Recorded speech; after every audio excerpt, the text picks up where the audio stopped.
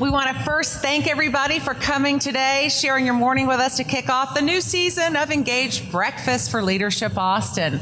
And everything looks beautiful. You guys did a great job setting up. We have these big screens. It's raining a little bit.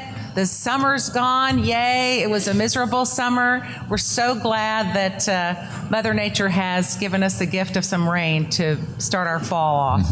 I'm Judy Maggio, by the way, with KLRU's Decibel. And I don't know, how many years have I been moderating, Christopher? Is this my 4th year? You haven't kicked me off yet. You haven't voted me off the island yet. We'll wait to the end of today. Yeah, okay. So we want to begin by introducing our Leadership Austin Board Chair, Mike Maroney. He's going to share a few words. Mike? Thank you, Judy. Good morning. I'm Mike Maroney. I'm the chair of Leadership Austin, and it's my privilege to serve in that position. On behalf of the Board of Directors, welcome to the first Engaged Breakfast of the season. We are excited about our big year plan. The board has discussed some various topics at our last meeting, so we're looking forward to bringing you some great topics this year. Another change this year is our efforts to increase online engagement. So we're happy that each of you are here to join us this morning, but we know that others can't be here. So besides working with KLRU's Decibel to provide these conversations live through Facebook, we also offer everyone the opportunity to come to the website and watch these sessions when it's convenient for you. So how many are here for the first time at an Engaged Breakfast? Welcome. Thank you for coming, and we hope to see you again. As we gather this morning, let me remind you what our goals for these breakfasts are. We're wanting to inform, so share some information about a community issue. Perspectives, we want to hear perspectives that might be different from yours.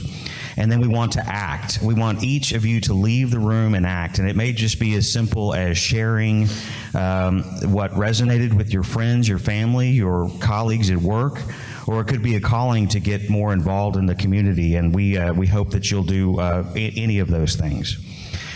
As is the tradition at Leadership Austin Breakfast, we invite audience members to participate by texting your questions to Julie.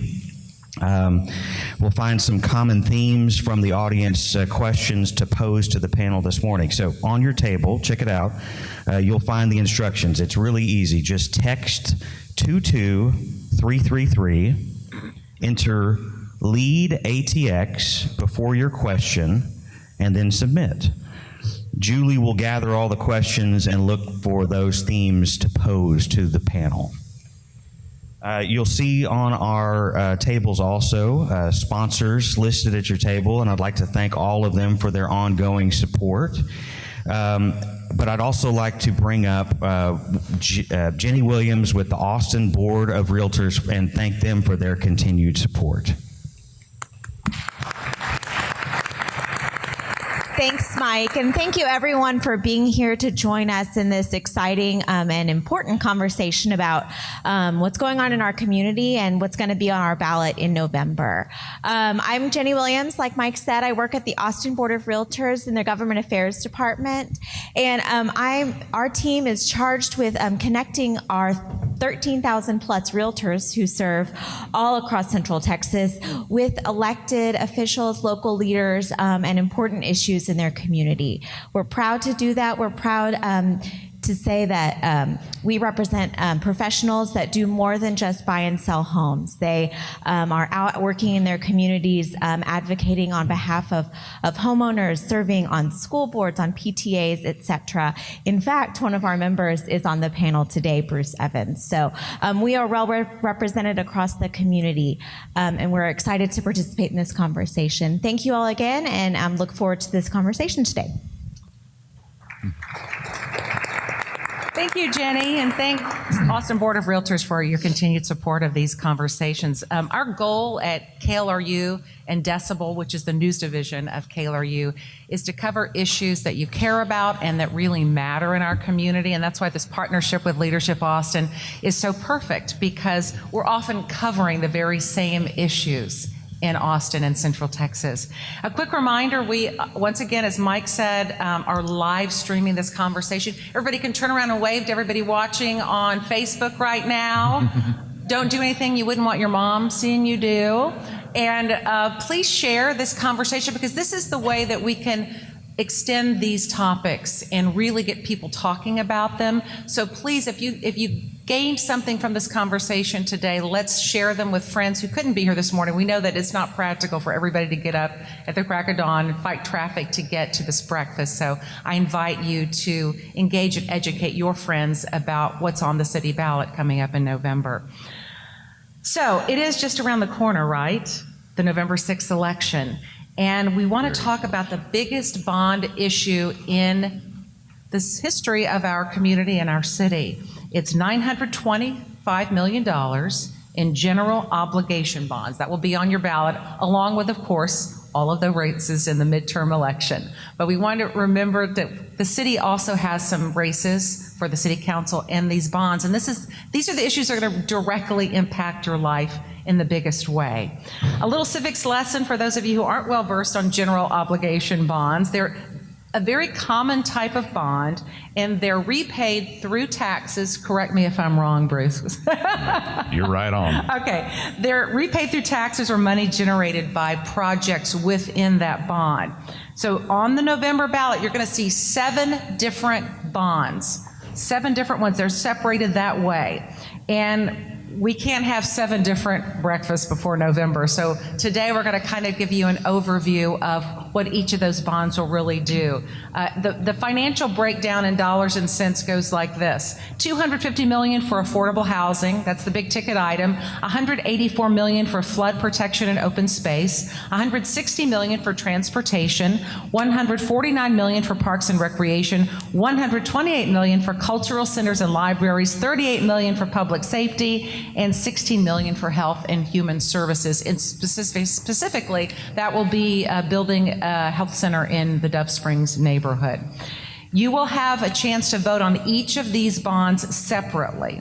And on your table, you see some great information. This is a wonderful explainer on what these bonds mean and what they will do. That's information that's also on the City of Austin's website. So, who better to explain these bonds than the people on the Bond Advisory Task Force? There are 13 members on that task force, and we have invited 3 of them to be on our panel today. These folks have been appointed by the individual council members. So clearly, these task force members cannot advocate for these bonds. They're the ones that help draw them up. What they're here today to do is talk about these packages and the process and priorities that went into choosing what's going to be on your ballot in November. We want you basically to leave here this morning well equipped to know how you're going to vote, why you're going to vote a particular way, and to maybe have a thoughtful conversation with a friend who doesn't know much about the city ballot or the bonds. Well, who better to explain it than these folks? So we're going to start by introductions. Dr. Yasmin Irizarry is the District 1 appointee. She's a sociologist by training and assistant professor at UT Austin, where she teaches the first ever core math course in Black Studies. Locally, Yasmin works behind the scenes either as an advisor to or in conjunction with local leaders and community groups to address issues of race and equity in Austin, in public schools, and of course in the broader community.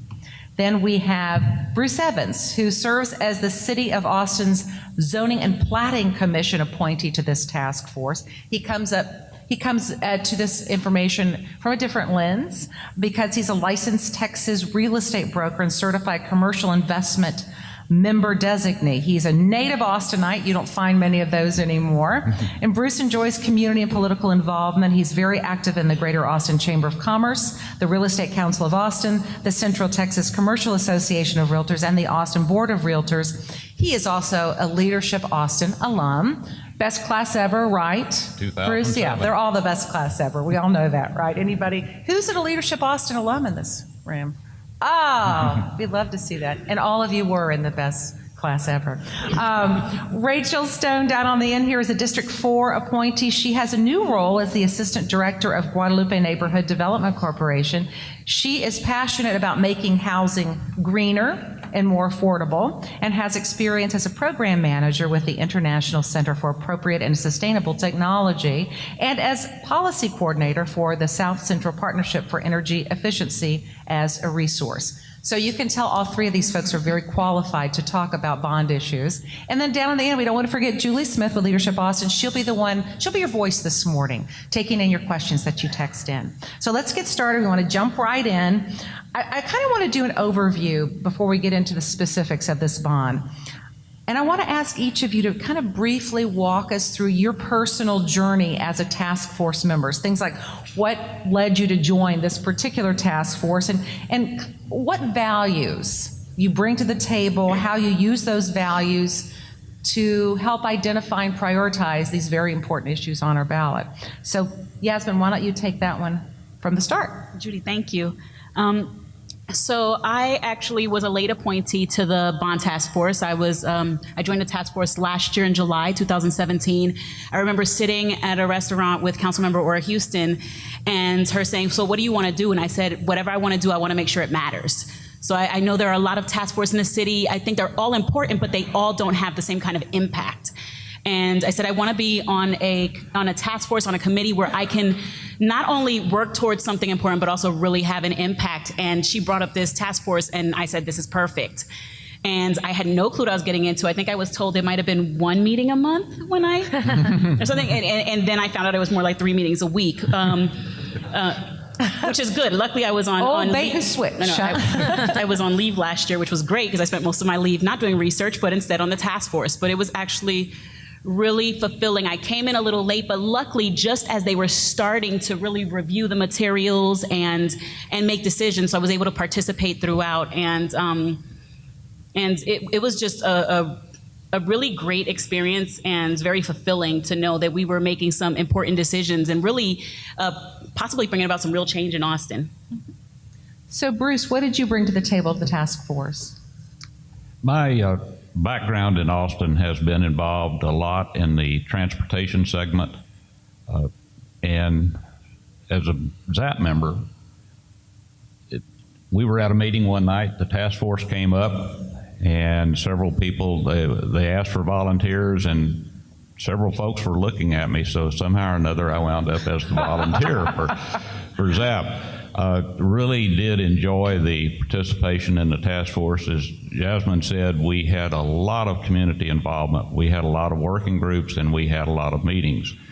It's amazing the number of folks who can come up with ideas on what needs to be done within the city, things that need to be addressed. And my background, well, as you can tell, I'm old, so I've been doing a lot of things. But a lot of involvement in construction in the past, and I was particularly interested in the facility side also of the city, just to see what we were doing, how we were handling things. And finally, we have Rachel down on the end. Thanks. I was, at the time of the task force, I was working in energy efficiency and renewable energy for an international nonprofit that looked at ways to find alternative financing for those kinds of improvements. So I was talking to Councilmember Kassar about alternative finance and the ways that a lot of our city facilities were needing maintenance. A lot of the affordable housing issues face the same problems, and I really wanted to be doing more work locally where I live. The nonprofit I was working for was mostly focused in Colorado, New Mexico, and Utah. So Councilmember Kassar talked to me about the bond task force. I thought it was a great opportunity to really dig in on some of the financing and a lot of the different struggles the city was facing, and I was just really excited to be a part of it and got to learn a lot more about finance than I ever intended, but we definitely got to take a deep dive into a lot of the maintenance and various other issues that I was interested in working on. So after traffic, the number one complaint in Austin is affordability and property taxes in particular. And I want to talk about how these bonds are funded. It's my understanding there will be a 2-cent property tax rate increase, being 2 cents per $100 of property value, I believe. So Bruce, I see that you've been diving into these numbers all morning long, so I'm going to address this question to you, but if either one of you want to chime in afterwards. What does a 2-cent property tax rate increase mean to the average homeowner, and in terms of like cost per year? And also we want to talk about the people who are on fixed incomes and lower incomes. I mean, even a small tax increase is tough for them. Let's talk taxes, Bruce. Well, tax-wise, just using as a round number our current median price, $400,000, 2 cents, $80 a year. So, you know, it doesn't sound like a lot, but when you keep doing continuous work, the city just passed a $4.2 million budget. There's a little bit of a tax increase there, less than the 8% that they've been known to do in the years past, I think closer to 5%. But all of this is just going to continue to add up, and it does impact us. If you look at the numbers that population-wise for Austin, although our region keeps continuing to grow significantly, I think we're averaging about 55,000 people a year in the region. The Austin number has been dropping over the last 4 years. It's dropped from a net of 25,000 down to a net of 12,000. I think a lot of that has to do with the affordability aspect. So that 2 cents doesn't sound like a lot, but then as you keep doing 2 cents here, 2 cents there, you know, it's going to add up over a time period. Give me your 2 cents. Sorry, I couldn't resist that. The mayor has said that this bond reflects our values as a community. Yasmin, I'm going to address this question to you. The task force's community engagement process, tell us about that. What were some of the key community themes and values that came up with the various communities, and how are those values reflected in these 7 bonds? Some of the things that came up were most definitely preserving Austin's history, preserving Austin as a city, and trying to find ways to support the things that are already here that we cherish, that we care about. But it was also about dealing with Austin's past, and particularly the past that's related to the inequities in the way we funded things in the city, and that the way that we funded certain things and not other things, in certain places and not other places, and for certain people but not other people.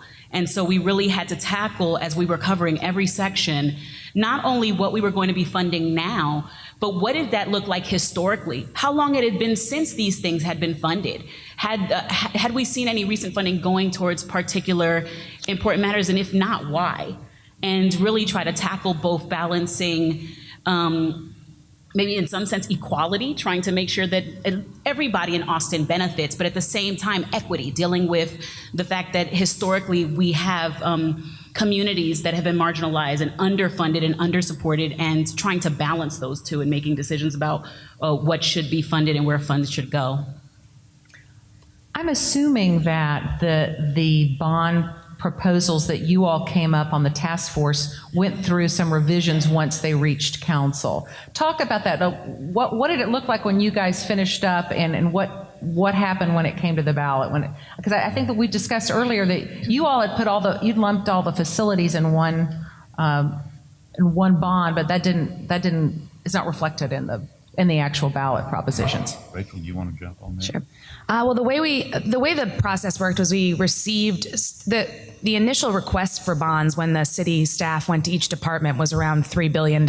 So council a couple of times said, oh, they didn't really cut this package down, but that is not true.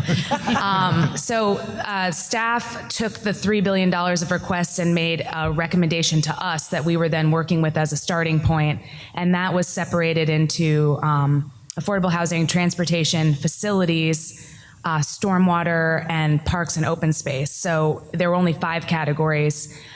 We split up into different working groups that worked with staff from each of those departments to really understand what the projects were that were being requested. We went through hundreds of hours of public input to see what the communities wanted, and then we put forth our recommendation. So our recommendation, the biggest change is that we made a recommendation for facilities, which included all of the public safety, libraries, museums, the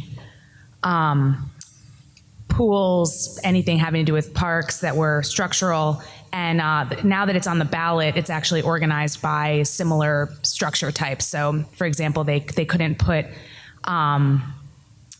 they decided that cultural centers are the same kind of funding as museums and libraries, but not the same as public safety. So those items got split up. And some of the dollars changed because one example is we made a recommendation for $20 million for new fire stations. There are 3 areas in town that have very little access to fire stations and have really slow response times because of that. And we included those new fire stations in our bond package, but council looked at it and was able to find money elsewhere to fund those fire stations, so that's not actually on the ballot. And then also the increase to affordable housing, a couple of the other numbers were adjusted slightly, so it does look a little bit different than our recommendations. Julie, do we have any questions yet from the audience? We don't have a lot of questions yet, so keep them coming.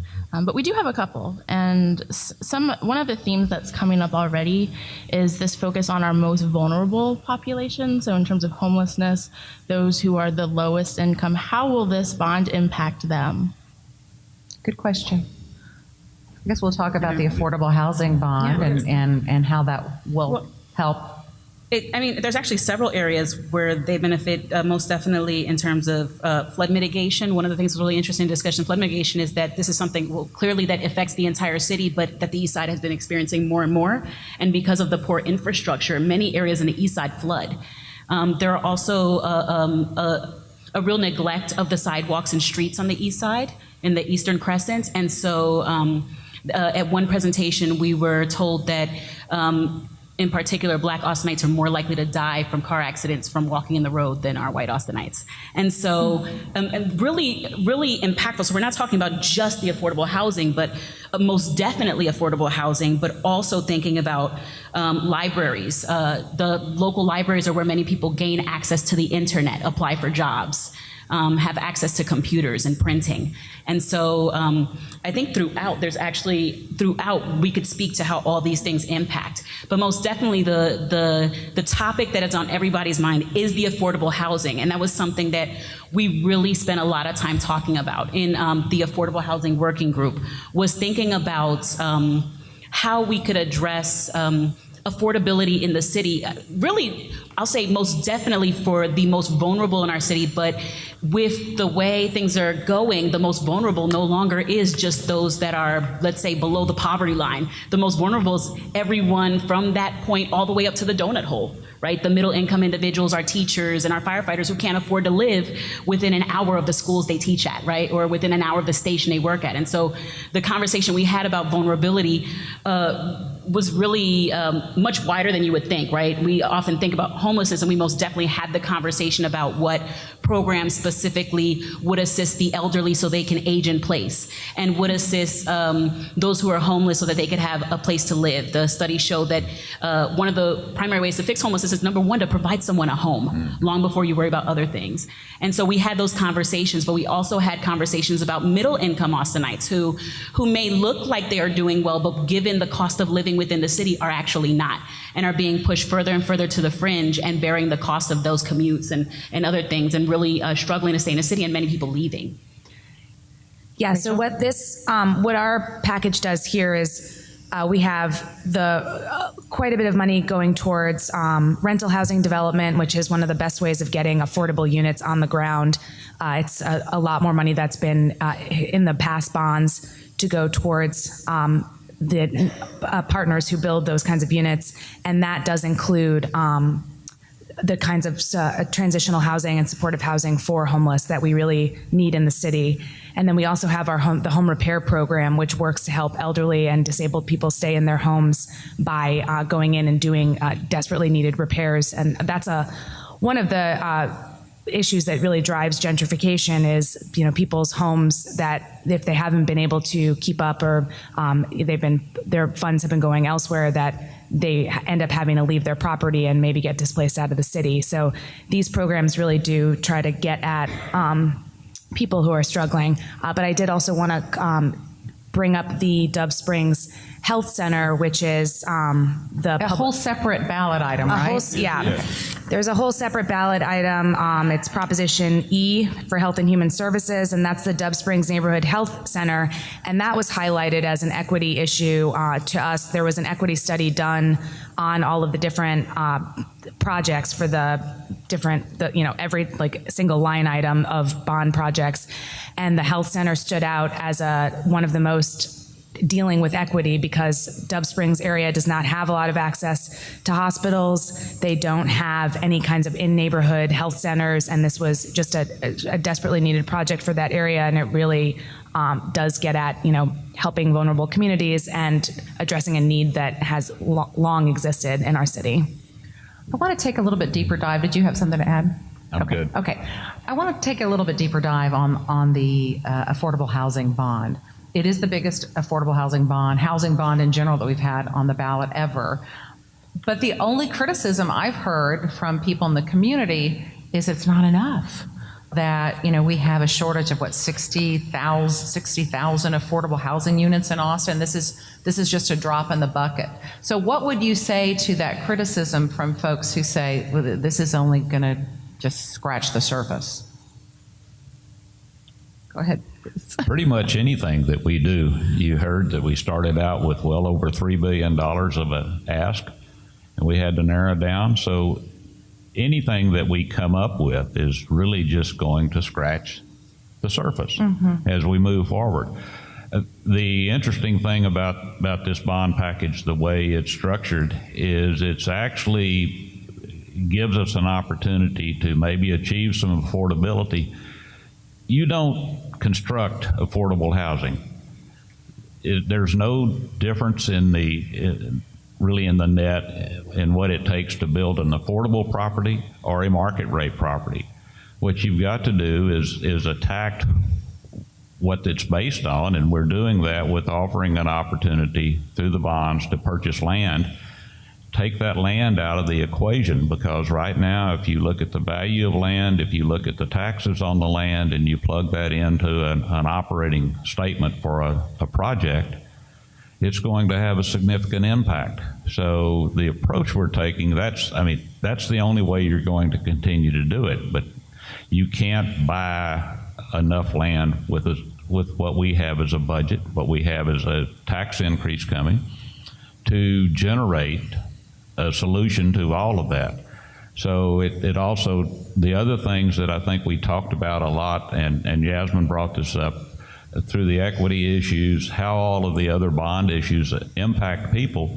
If you can do something that gives somebody a job opportunity, a chance to get a starter place to live so that they're not on the streets, then they can do things for themselves as the community gives them opportunities to work within.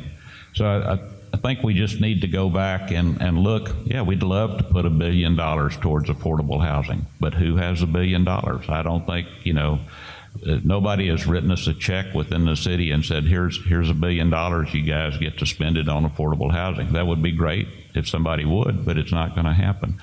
The idea that we need to keep in mind on all of these programs is we had people coming from every section of the city. We went to every section of the city to have community involvement.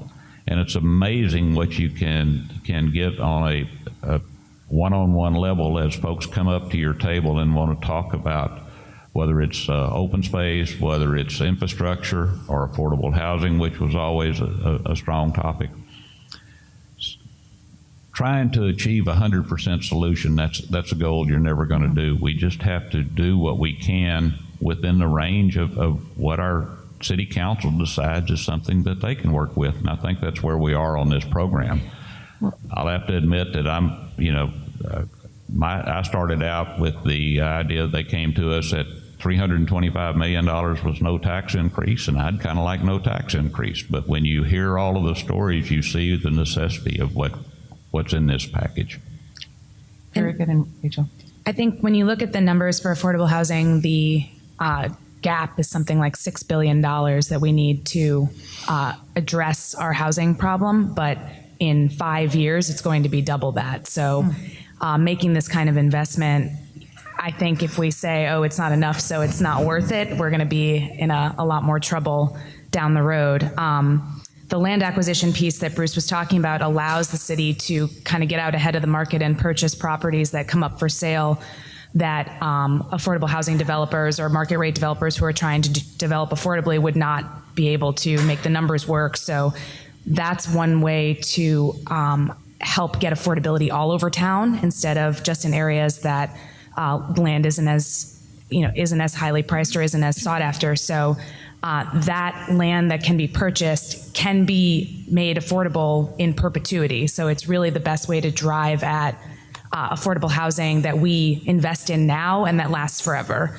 And there's not a lot of other opportunities to ensure long-term affordability without this kind of program. So it is making a significant investment in the city that will have long-term effects. It's interesting when you were talking, Yasmin, about the donut hole folks. We did a story on a teacher at Barbara Jordan Elementary, and she didn't realize it, but she qualifies for a Habitat for Humanity home. So she's going to be able to live near her school because they're building a Habitat Humanity home for her, and she, of course, is helping with that build. So that's just one tiny example, but it is nice to see those folks lifted up because there are public servants, our teachers, our firefighters, and you're right, they can't afford to live in the city. Yeah, and so the one thing I want to say is, you mentioned a drop in a bucket, but every movement began with a drop in a bucket, and so when I hear things like that, I go, but that's how everything starts. A world-class pianist started with a drop in a bucket. They could only play maybe The Entertainer, who knows, right?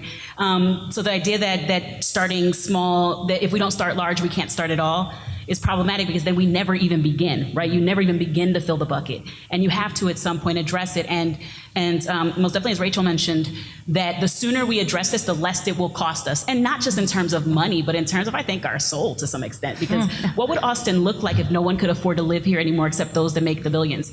It'd be many empty condos like in New York owned by people from other countries.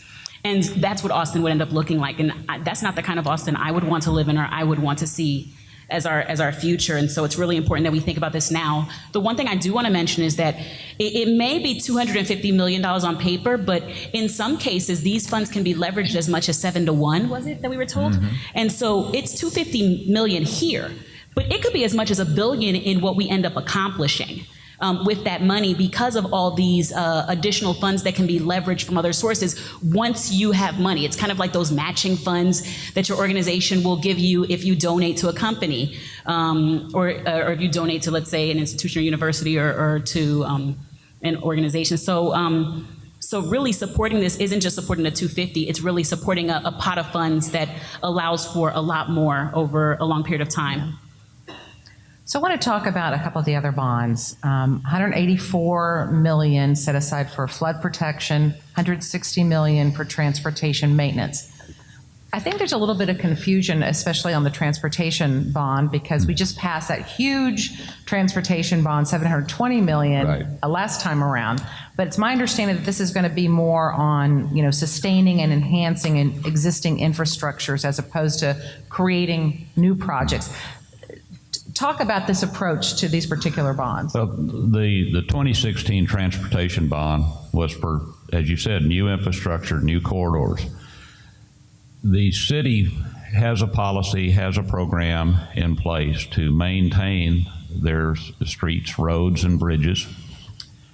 And what we wanted to do was to, what's the old saying that you always hear, get the most bang for the buck?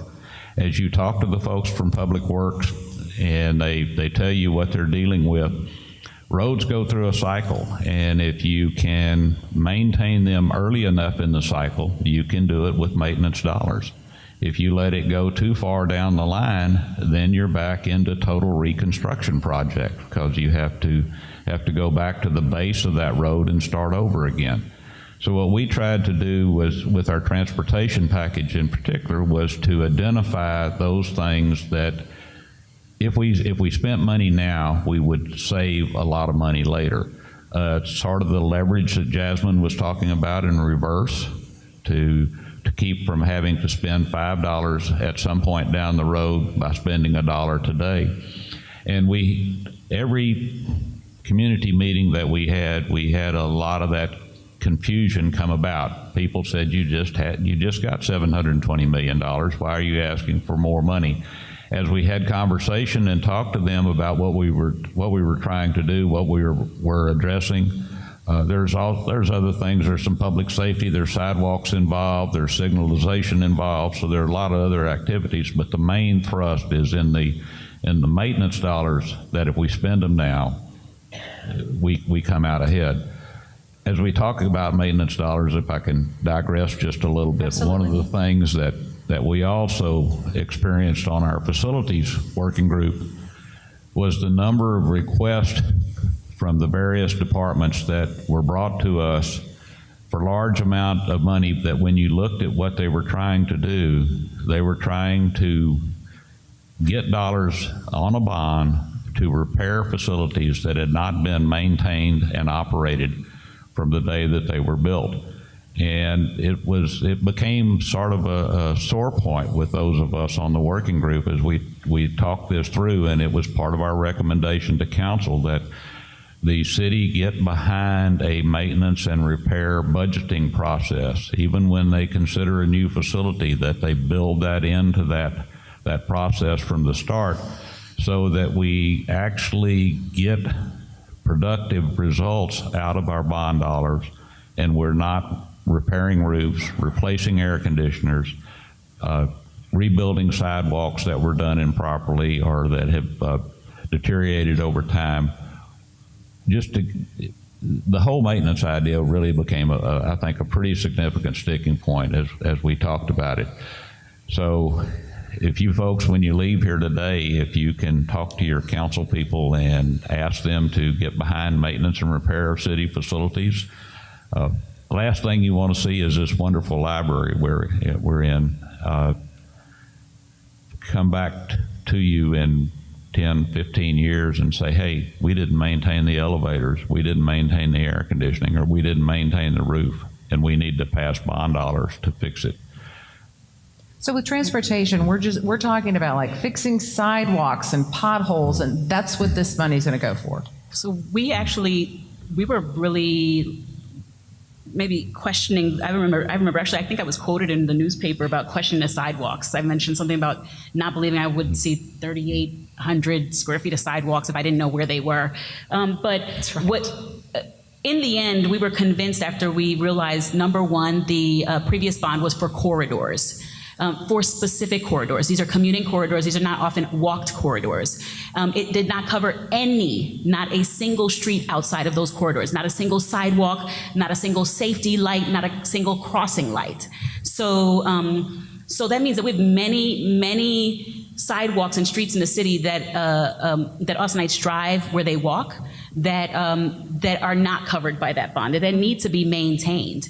And this is where the transportation infrastructure came in. So that street reconstruction was to address streets that are really what we call in poor repair. So one of the things we did as part of the equity lens was to not only have them come and say, hey, we want this much for sidewalks, but we said, where are those sidewalks? And people weren't very happy about that initially, but I think over time they came to realize that this was a really important part of the discussion, because they can say that they want, let's say, $66.5 million for street reconstruction or $20 million for sidewalks, but who knows where that money is going, right?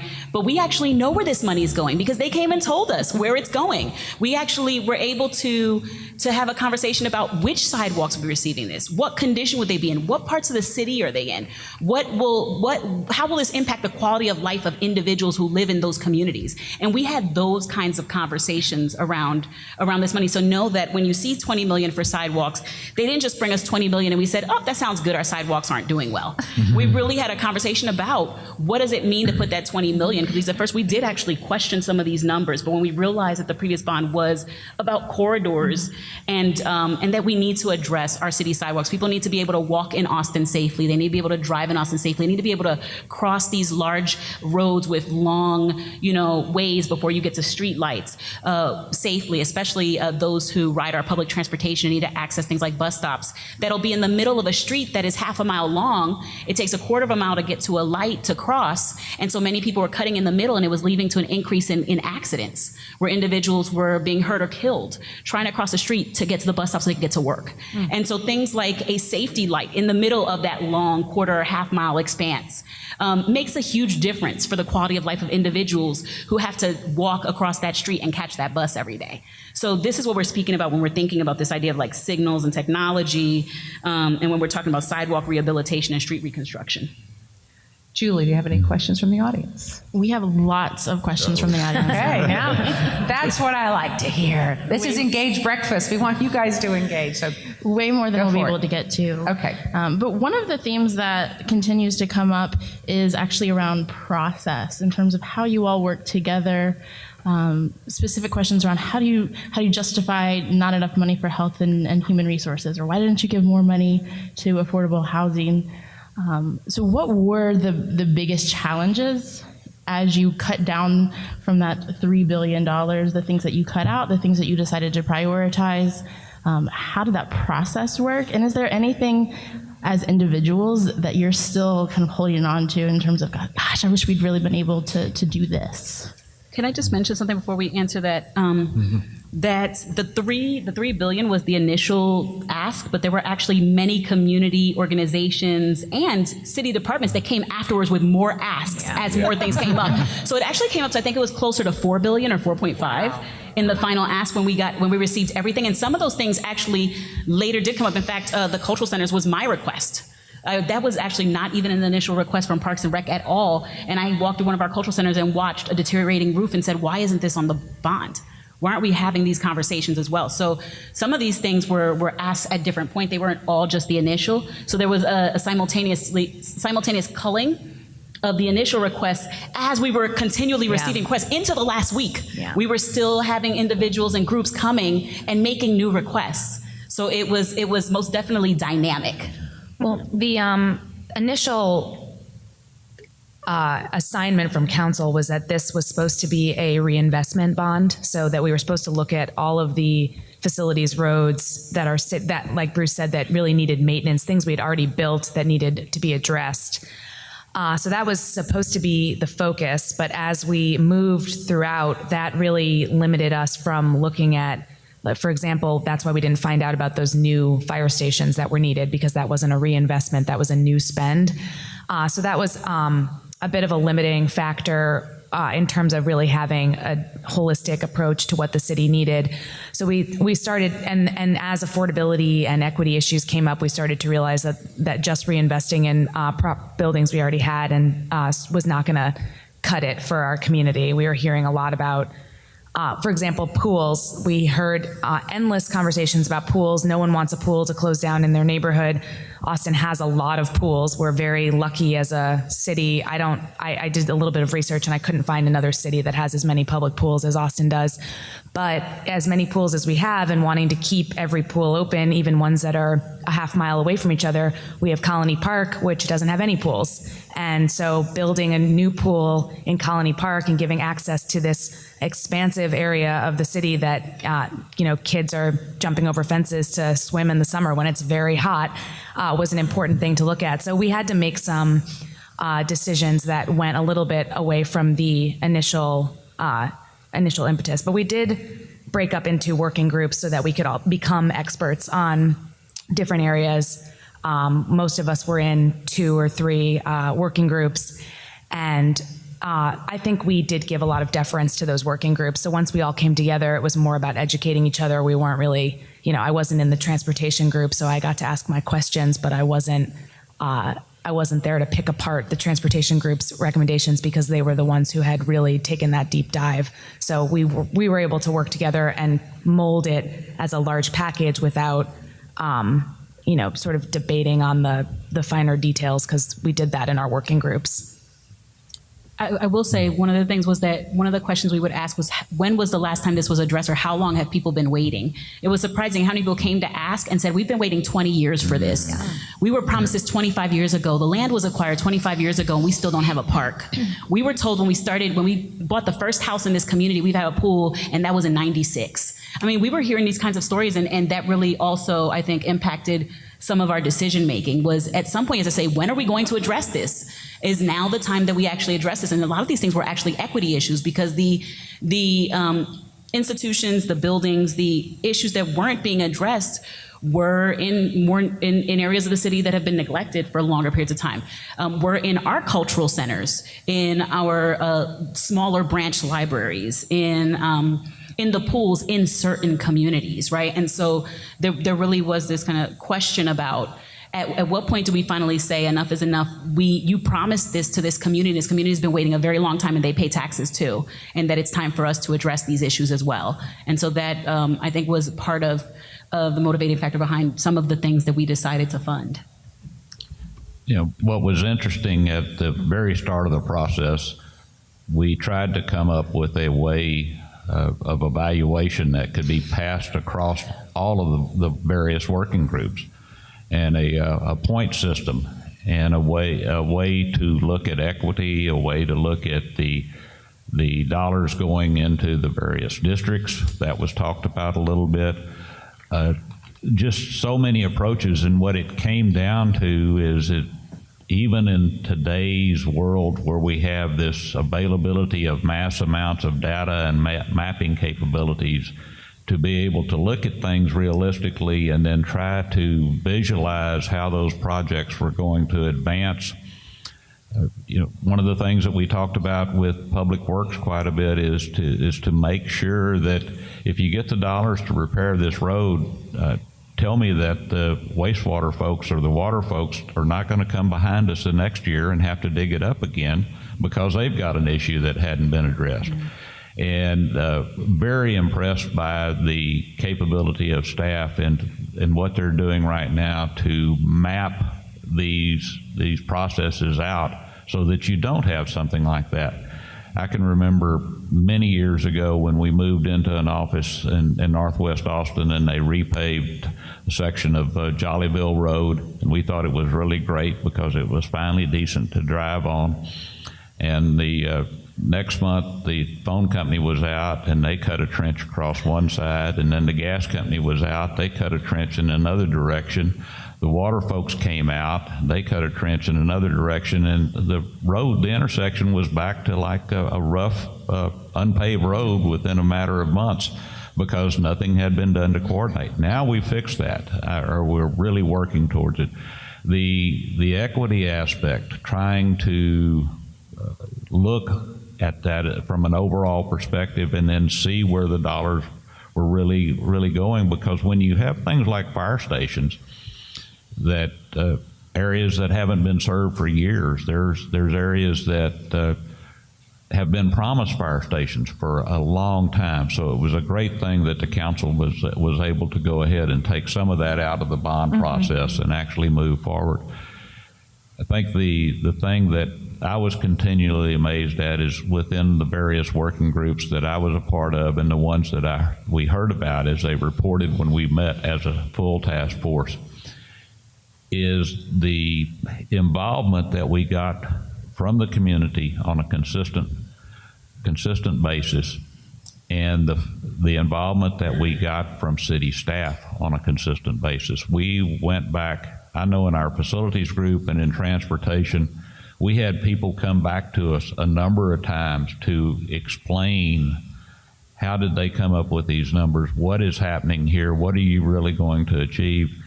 And we didn't have any acrimonious discussions, which was really, I thought, impressive, because there were a lot of times that you thought you were dealing with things that this should have been addressed a long time ago, and why are you telling us about it now? But just the whole thing was an amazing process from my perspective, to sit through and to see, and then to come together, as Rachel said, the various working groups to the task force to make recommendations and have people really ask great questions about why is your recommendation on this? What are you really trying to achieve here? You really see a lot of thought and engagement that goes into this bond issue that you don't even realize. Oh, yes. If you could see the notebook, we don't have room on the table for the notebook. Oh, did you bring yours, Jasmine? Well, you can see them. They were recorded. But one other thing that was a limiting factor for why these numbers shook out the way they did is also departments simply, they have limited staff, they have limited resources. So one thing that was going on simultaneously while we were talking about, we were making a recommendation for about $33 million for pools, and there was a pool task force or recommendation also happening that was coming up with something like 120 million needed for pools. But, we have a parks department that has a staff of a certain number of people. They can't exactly make, millions and millions of dollars of pool improvements every year. There's only limited resources from the department level of how much money they can spend and how much work they can accomplish. So we did have to be we're thoughtful about how much we were asking departments to do. This is only supposed to be a 5-year, this money is supposed to get spent over the course of 5 years. So, there are limitations on how much can be built and how much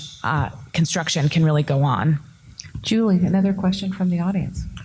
We've had quite a few questions about the external processes as well, in terms of how is this being communicated, how are people learning about it, both up to the election and after the election. Should this pass, how will we stay informed about how the money is being used for people who can utilize and benefit from it? So the external communications, both leading up to and following. And the follow-up, because I know that there have been complaints about some bond money not being spent in a timely manner and the way that it was intended to be spent. So that's a great question. Who wants to start with that one? Well, the education-wise at this point, it's out of our hands. Right. We made our decisions in March. There are lots of different community groups that are coming together that are trying to do different campaigns to support the bonds that they're there's a unity campaign that is trying to help answer everyone's questions and get the word out about all of the bonds. And then different groups are trying to take on education for the specific propositions that they're most interested in.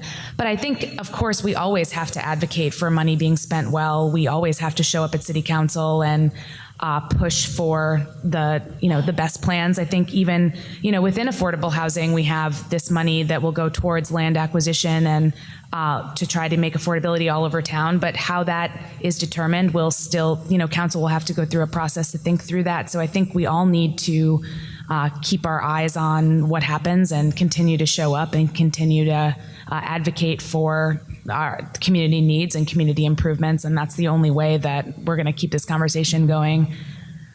Yeah, some of the things we decided were based on what the possibilities were, and we didn't know at the time what those possibilities could be, but we had an idea of what it might be, especially with the land acquisition, because that's something where the land has to come up, and if there's land now, by the time that bond passes, that land is gone. And so we don't know where that money is going yet. We just know that it could possibly be used for these things. We knew what the parameters were. So I asked things like, what counts as affordable? Who qualifies for affordable? What's the full range of that? Now, how that money gets spent, who within that range is supported, how they're supported is going to be decided later on. And that's where, part of our job is to be engaged in paying attention to that process, knowing that $100 million is there and that it's going to be spent, and that council will have to decide how to spend that, and that we need to stay engaged with that, because we were told about the possibilities, but that doesn't mean that will be exactly how it's used. How it's used will in all sense be decided by the city, and so we need to continue to be engaged. In other cases, we tried to ask for specificity of a level that people could actually go back to our documents online and see what we said, so that later on we can hold people accountable. So like when I mentioned sidewalks, I still remember this quote, right? That I said, I don't want to just know about sidewalks, I want to know where, I want to know what kind, so that later on we can actually hold our departments accountable for not just having that money and using it, but using it wisely, right? Based on some of the promises that they made to us. And so you can go online to the city website and have access to all of these documents. And in these documents and you don't have to go through all of them, but in those documents, and even in our final recommendation, we're much more specific than we want $20 million for this, right? Or we say we recommend $20 million. We're much more specific than that. And there's a reason for that, because that's now public record and something that we can all go back to and hold our city accountable for as they move forward with using these funds. And so that's something that you can go to both to kind of maybe get a little bit more information about some of the nuts and bolts of how this money may be used, but also as it's being used, something you can refer to as you're trying to advocate to hold the city accountable for using those funds wisely. Well, and I think that's interesting to keep in mind that in the past, sometimes bond dollars haven't been spent because they were too specific. And so we did leave a little bit of wiggle room in there because, for example, there was a bond that was passed that said this money has to be spent on this specific pool. And when they went to do the improvements on the pool, the problem was much larger than they had realized. And so it wasn't a $2 million problem, it was an $8 million problem. And so then that $2 million just couldn't be used. So we, in the same time that we called out for project specificity, we also, things were put into categories. So it's, parks, this money is for these kinds of parks, such as these 4. So there is, the ability for the departments to make the best choices at the time, given the circumstances, while still, having accountability towards the type of work that was promised to the task force. But before, do you want to add? It's time for the call to action, because we always end all of our Engaged Breakfast with a call to action. I do want to put in a quick plug as far as education, that question, on Decibel ATX, which is our KLRU News website, and also our Facebook page, mainly where we engage people in stories. This month is all going to be stories about the bond. So if you want to find out more about those issues, share this breakfast. Decibel ATX is where we're doing that. And also, we're going to be doing a lot of stories, especially with the affordable housing bond. So as I said, we always end these breakfasts with a call to action. And of course, the call to action for all of us is to please go out and vote. But we want to be a little bit more specific. So I want to ask all of you to share some realistic steps that we can all take to ensure that accountability and education and equity in our city after November the 6th. Yasmin, if you want to begin. Stay engaged. Stay engaged. A lot of times votes will happen for a bond. I saw this happen with the school bond. People are optimistic, right? And they vote and they're optimistic, and then things happen and they don't always happen the way you think they will. And people disappear, right? And so my call to action would be stay engaged, because it's important that we stay optimistic and that we are hopeful that we can really do a lot of good in the city with this bond.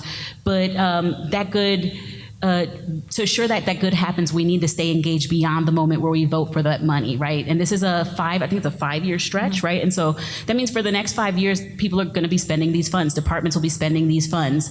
And so that engagement doesn't end when you vote or even within months after you vote. 3 years from now, monies from these bonds will still be spent. 4 years from now, still be spent.